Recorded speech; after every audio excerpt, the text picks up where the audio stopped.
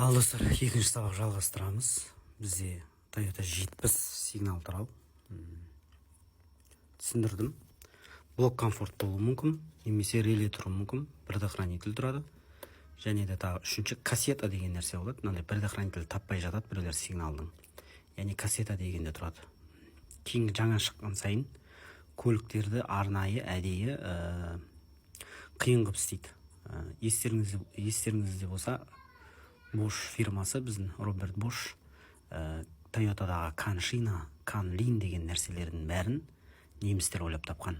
Toyotаның қолданып жатқан шина, дета шина болсын, кез келген Каншинасы болсын, оны кезінде Германияда неміс кісі Роберт Bosch, яғни сол основателі Каншинаны ойлап тапқан. Ал жалғастырамыз достар сабақты. Қай жерге келген едік? Мынаған келдік. Штатный сигнализацияны AES хорн деп тұр. Хорн деген сигнал, мынада да хорн деп тұр. Бұл система сол 2000 жылғы Lexus'ның системасы сияқты мынау, тура. Енді шлейфқа келген кезде, түсіндіріп кетейін, шлейфқа келдік қой біз. Шлейфқа келген кезде шлейф үзіліп атады бізде. Мына жерден контрольға бердік, сигнал дит ете қалды. Руль жақтан бердік, істемей жатыр. Кейде рулевой рейка істеген кезде ходовщиктер мынаны көпке бұрып жібереді. Айттым ғой, 3 поворот оңға қарай, немесе 2,5 поворот оңға қарай болады.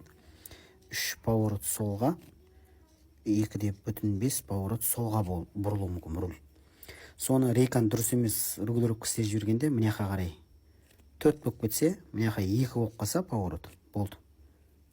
Бізде шлейф үзіледі. Шлейф үзілгенде бізде airbag жанады, СРС, және де мультируль істемей қалады, немесе сигнал істемей қалады. Шлейфтің рулевой рейка істемей шлейфтің кетіп атқан белгілердің бірі, рульді біз оңға, солға бұрған кезде басып атқанда сигнал істемей қалып жатады. Сол кезде уже шлейфтің кетіп атқан белгілердің бірі. Немесе мойкеден кейін сигнал пүп деп қалады. Значит, сигналға су кіріп, сигналдың да өзінің қою тәсілдері бар, достар. Сигнал бап деген сигналды дұрыс қоймасақ, оған да су кіріп, мойкеде ұзаққа жетпей күйе береді. Ол туралы сабақ шығарғам, сигналды қалай орнатамыз. Енді достар, AES блокқа келгенде бұл не істейді бізде? Мына жерге салайын, міне блогы тұр. Одан андай датчиктар болады ішінде. Яғни процессор, транзистор. Мына есік дейік, 4 есік. Toyota 70-те әр есікті бөлік көрсетеді табылды. Яғни 4 есік жабылды. Кез келген бір есік сигнализацияда тұрғанда, капот немесе багаж құлтау тұр дейік, AES блок. Яғни капот ашылса, есік ашылса, бізде блок көреді да, мынаған 0,4 секунд не жібереді, минус жібереді. Минус келген сайын есік ашылып қалды, мысалы біреу терезені сындырып есікті ашты, бізде не қалады? Тит деп тұрады. Немесе бап деп сигнал істеп тұрады Lexus'тарда.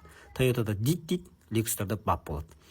Және де келесі тағы бір выходы болады, мына жақта келесі сабақта көрсетем. Сол бап деп сигнал басылып атқанда бізде дальний светті өшіп жанады. Поворот, дальний свет бізде не алады? Өшіп жанады. Дит, немесе бап, угон деген нәрсе ғой, угон. Және де бұл блокқа не кіреді? Мына блокқа бізде, қазір көрсетейін, главный электроблок управления кузов бортовой сети мультипликационной связи дегенде MB деген. MB бізде MB AES блокта бізде тағы да телематика болады.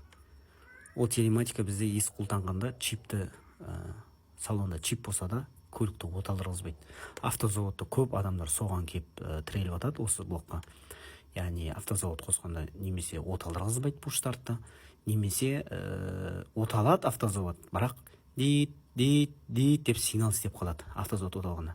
Ол тікелей осы блокқа қатысы бар, сол себептен автозавод қойып отқанда осы блокқа обманка істейміз, немесе обход дейді. Мына блокта алдап, бізде дитілдеп істеп қалмас үшін осы блокта алдап жатады сигнализация орнатып отқандар. Яғни бұл блоктың үлкен қатысы бар. Бұл өзінің родной штатный телематикасы, яғни жазылып тұр ғой, мультипликационный связи дейді. Яғни кузов, ЭБУ, главный электроблок управления кузова деген ол бүкіл көліктің кузовтың айналасын сақтау. Есік ашылсын, бұда бір нәрсе жоқ бұл блокта. Ұрған кезде чувствительность деген нәрсе болмайды. Сигнализацияларды ұрсаңыздар бип деп істеп қалады, чувствительность. Бұда ондай чувствительность болмайды. Так, бүгінгі біздің сигнал екінші сабақ. Қазір мына жалғастырайын. Осы блок туралы көрсетіп кетемін қазір. Toyota 70. Кез келген көліктің схемалары бар. Міне, оқысақ. Міне. Противогонная система переходит из состояния готовности, состояния срабатывания сигнализации. Бағанағыдай есік ашылып қалса не алса. Қақа барады біздің блок бағанағы ЭБУ, электроблок управления. Главный кузов бортовой ЭБУ сеть мультиплексионной связи передает сигнал который заставляет сирены подавать звуковой сигнал с интервалом 0,4 секунд. Бағана мен айтқан сол. Мынаған дейт деп сигнал беріп тұрады, достар. Түсіндік қой? Мына жерде бізде схема соединения, противогонная система, цепь звукового сигнала дейді. Яғни родной 70-тің мынау IS деген блок түсіндірдім ғой қалай екен. Бәрі сигналға взаимосвязан, достар. Мынау блок. Ал енді қазір простой көліктерді көрсетіп кетейін. Бұл кейінгі шыққан көліктерді көрсетіп. Так, міне простой ВАЗ автокөліктің сигналы тұр. Бұда да корпуста минус тұр, плюс келеді. Кейбір приораларда плюс те минус проводпен келеді. Сигнал тұр. Сигнал тұр. Біздің сигналға келетін плюс, тура Toyota сияқты бәрінің системасы бір. Сигналдың релесі мынау бізде міне. Міне сигналын сурет тұр. Мынау бізде 80, 87, 30, 80, 86 и 85 міне. Яғни мынау рульдан келеді. Руль жақтан келеді. Міне. Руль жақтан келеді. Мынау рульда тұр. Бұда шоколадка деген болады. Приораларда шлейф тұрады. Яғни мынаны басады, рульді басасың, мынау контакт ет, кетті болды. Бип, мынау релеге келеді. Сигналдың релесіне мына.